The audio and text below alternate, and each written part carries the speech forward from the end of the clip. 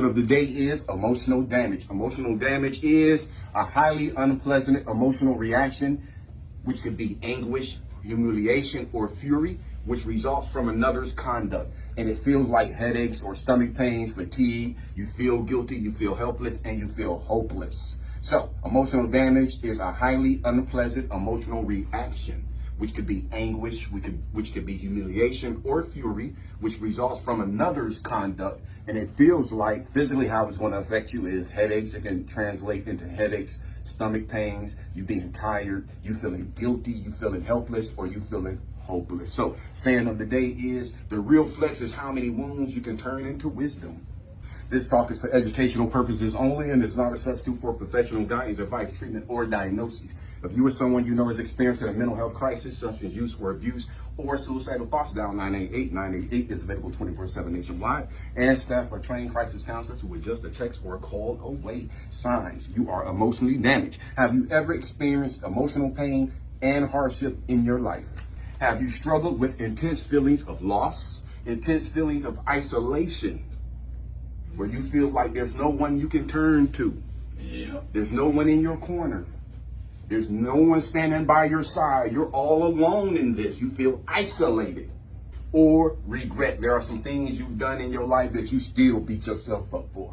Emotional damage can be a tricky concept to explain or define, especially for those experiencing it. So if you're going through emotional pain, it's hard for you to explain to other people what you're going through. It's something that radiates outward, which means that it's something that when you're feeling like this, people can know, they notice it.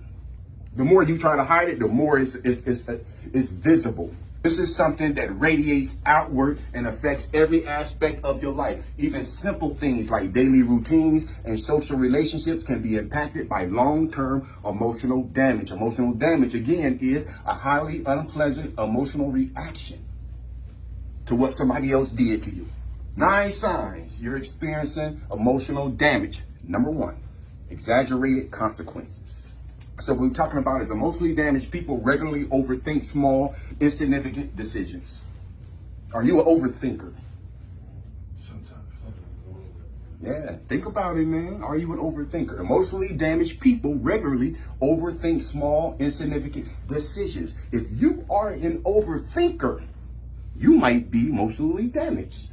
They struggle to choose what clothes to wear. They can't decide what to do on the weekends or where to eat for dinner. They wonder, what if I make the wrong choice? What if everyone laughs at me for doing, saying, or wearing something stupid? The consequences of every decision feel scary and real because you may be emotionally damaged.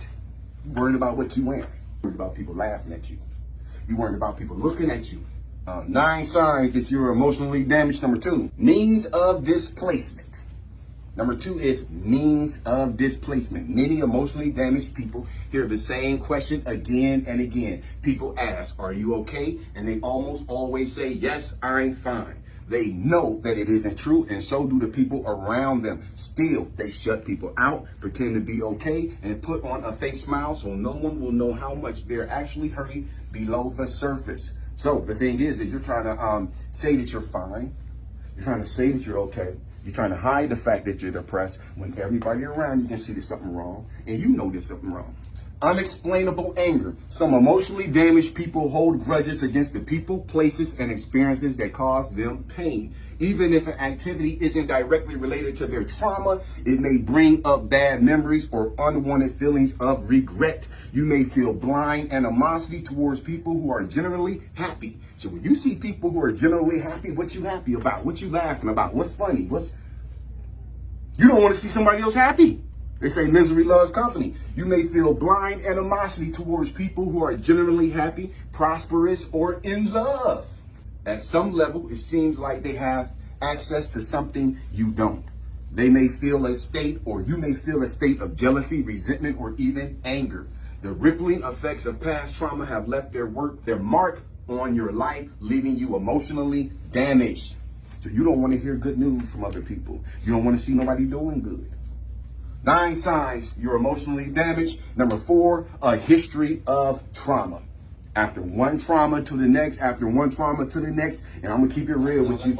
Come on, man. Come on. Some of us been going through trauma since we were children. We got some parents or a parent who set us up for trauma or abandonment. How many times when you was a little kid and your mom was going out about her business or your dad was going about their business and dropped you off at your grandma's house or your granddaddy's house and you was screaming, don't go, don't go. Remember that? Oh, yeah. And she still left? Oh, yeah. That's abandonment to a young kid. You ever see a little kid when he go to the first day of school and his mama leave him and she leaving and the little kid like, no.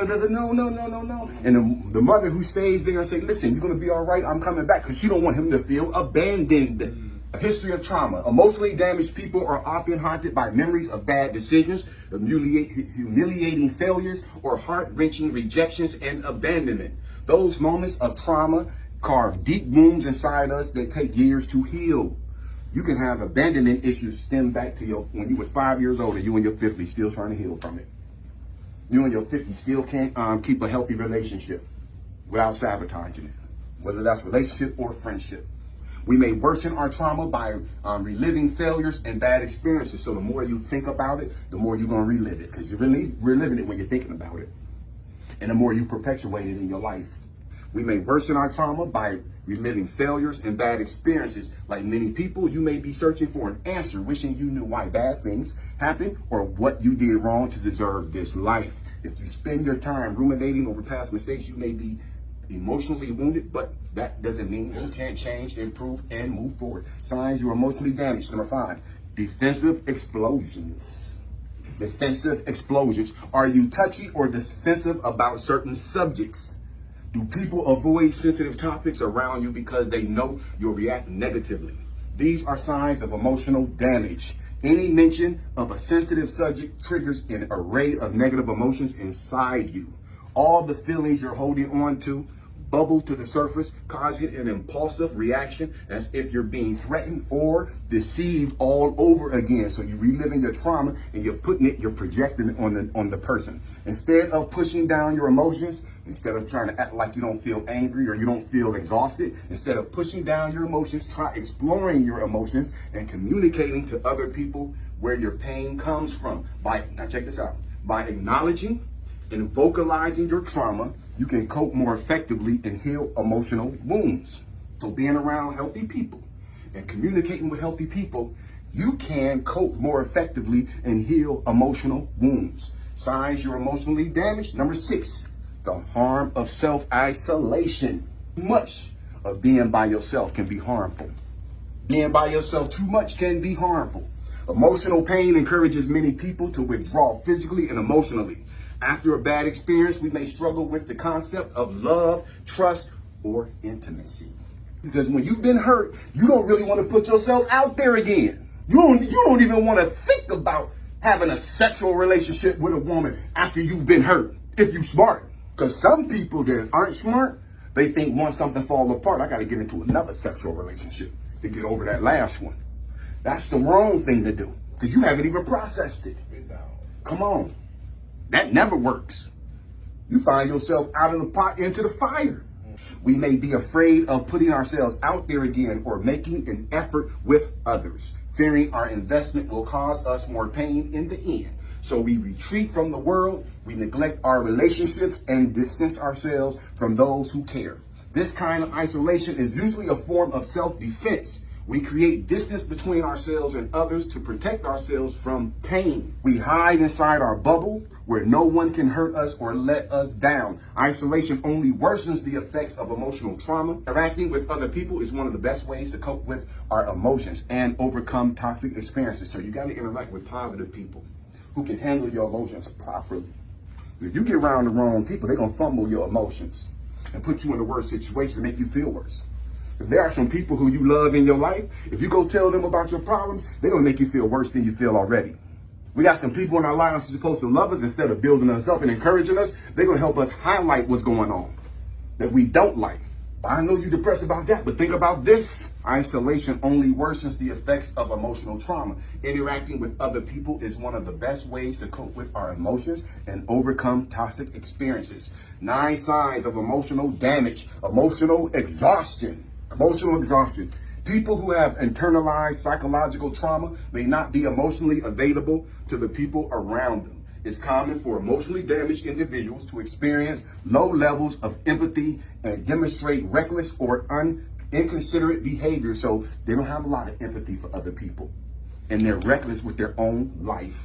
But their lack of empathy has nothing to do with their personality or their inability to love or care about others. It stems from the constant emotional exhaustion that they experience due to past trauma. They can't empathize with other people because they struggle to empathize with themselves. It's hard to show empathy towards other people when it's hard for you to show empathy towards yourself. You don't give yourself grace. So if you can't give yourself grace, you're definitely not going to give another person grace when they deserve it or when they need it. Unless we can confront our deepest, darkest feelings, we may not be able to genuinely engage with the emotions of others. Signs you're emotionally damaged. Number 8, deprivation of intimacy. Depriving yourself of intimacy. People who are emotionally damaged may struggle to recognize their worth as individuals. They run away from opportunities to find love and friendship because they don't believe they deserve another person's time or affection. That's what the last person tricked you into thinking and believing. Now, I'm going to tell you right now, if you got out of a toxic relationship and now you look at all women as being toxic, they beat you. And she's off living her life, you are damaged goods. Deprivation of intimacy. People who are emotionally damaged may struggle to recognize their worth as individuals. They run away from opportunities to find love and friendship because they don't believe they deserve another person's time or affection. This can lead to greater feelings of loneliness, helplessness, and desperation, making it challenging for emotionally damaged people to get back on their feet. If you begin doubting your self-worth, it can be tough to change your opinion of yourself, because once you go down that road of putting yourself down and harming yourself and not believing in yourself, it's hard to come back. It's harder to come back than to ever go down there in the first place. It's hard to bounce. Come on, Tim, represent for me. It's hard to bounce back from low self-esteem when you've been doing it for so long. Surely is. Because somebody could be standing in front of you saying, man, forgiveness, man, will help you. F that. Emphatically. You'll be saying that to the person telling you to forgive. Now, you can forget that. I ain't forgiving nobody or nothing. And you think you hurting the person giving you the advice. That's why it's so hard to break out of that once you get into it. It's hard to get out of that rut when you've been living every single day with low self-esteem, cynical, you don't believe in nobody, everybody got a hidden agenda, everybody out to get something, there ain't no righteous person in the world. Are you projecting? Deprivation of intimacy. People, I'm going to go over this one more time because it's important, y'all. People who are emotionally damaged may struggle to recognize their worth as individuals. They run away from opportunities to find love, friendship because they don't believe they deserve another person's time or affection. This can lead to greater feelings of loneliness, helplessness, and desperation, making it challenging for emotionally damaged people to get back on their feet. If you begin doubting your self-worth, it can be tough to change your opinion of yourself. Signs you're emotionally damaged. Number 9 and the final one, questioning reality. After a psychologically challenging experience, your mind may be swirling with questions. At the end of a relationship, this is an example. At the end of a relationship, you may reflect on every moment you spent with your partner and wonder, was any of it real? And was anything the way I thought it was? Did he really love me? Right. This endless cycle of questions and doubts drives many people toward negative, even depressive states of mind. It shatters your confidence, destroys your motivation, and burdens your mind with hundreds of unanswerable, self-destructive ideas. And guess what? You're doing it all to yourself. Unfortunately, this all-consuming feeling of emotional exhaustion can quickly push you into a dark place. So if you're trapped in this painful cycle, remember that your feeling your feeling is valid and real. So look, if you just came out of a toxic relationship, sometimes we're going to do that. So that's valid and that's real. But you got to be honest with yourself and process this correctly. So, and that can leave you feeling helpless and exhausted. Unfortunately, this all-consuming feeling of emotional exhaustion can quickly push you into a dark place. So if you're trapped in this painful cycle, remember that what you're feeling is valid and real. Instead of denying your feelings, lean into your feelings instead of denying them. Also, be upset if you want to. Express your honest emotions. Shout your questions out loud if you want to. Feeling lost and hopeless does not make you a worthless or depressing person. It just means you got to get back on track. But you're not going to get back on track putting the blame off on somebody else. I don't care how toxic the relationship was. It takes two to tangle. I can tell you, look, man, if you're talking to me and you want my perspective of my ex, I can tell you every bad thing that happened with her. But guess what? She'll tell you every bad thing that was going on with me. It takes two people to tangle in a toxic relationship. Because you can't make somebody new pay for your bad decision. If you go into that new relationship with your old way of thinking you ain't the one who needs to change, you have another relationship that failed, and then you're going to put that on them too. But you're the one keep choosing them. The outside is what hooks people, right? The inside is what keeps people. So some of us, we good at hooking people, but we ain't good at keeping people. So we're talking about signs you are emotionally damaged. Number 1, exaggerated consequences. Number 2, means of displacement. Number 3, unexplainable anger. Number 4, a history of trauma. Number 5, defensive explosions. Number 6, the harm of self-isolation. Number 7, emotional exhaustion. Number 8, deprivation of intimacy. And the final one, number 9, questioning your reality. Questions, concerns, or comments? Yeah, I got one. Go ahead. I don't know what it is, which one this falls on, but it's like I'm gonna shorten it. You feel like you've been played. Now you've been played. That feeling about how you feel after you know the circumstance. Like you had low self-esteem, like I had low self-esteem. And I realized how I was treated and how I was part of this issue as well. But still having that resentment for how I was treated, knowing that I had low self-esteem, even though I know it was low self-esteem and they were feeding off of that. Now that my self-esteem is up, I look back and think, I got some resentment for that, for how how they treated me. Some of us, we go out our way to bring toxic people into our lives. Some of us, we got toxic people showing us every single damn day that they don't love us, and we still keep giving, and putting into an empty bucket with a hole into it, still trying to fill it up. We wonder why it ain't filling up. You got to take the responsibility if you want to change. Because as long as you put it on somebody else, you don't have no power. Because you just reacting off of what somebody else does. Once a person shows you that they don't care about you, it's your responsibility to accept that for what it is and to be honest with yourself. Because sometimes we're embarrassed to be honest with ourselves. We don't want to admit that we chose somebody who's not good enough. So instead, we keep making excuses for them. We keep covering up for them. We keep acting like we didn't see what they just did. Some of us, like I said earlier, some of us was raised by some toxic women. Some of us was raised by some moms who were toxic. And guess what? We've been choosing our mama our whole life. We've been choosing that same toxic woman our whole life. Guess why? Because we were trained that was normal. And subconsciously, we attract that. I can relate to a lot of that because when I was a kid, I wore a mask for years. Okay, yeah. And it came to the point where I put on a smile, but it wasn't for me, it was for others. Because I didn't want them coming at me with questions, how you doing, what's going on, blah, blah, blah. Because I didn't want to deal with that negativity because I wasn't allowed to talk about what happened in my house to others. Because back then, what was done behind closed doors stayed behind. Yes, sir. So, but then it all boiled down to as no matter how much I wanted to hate my father, I still love him.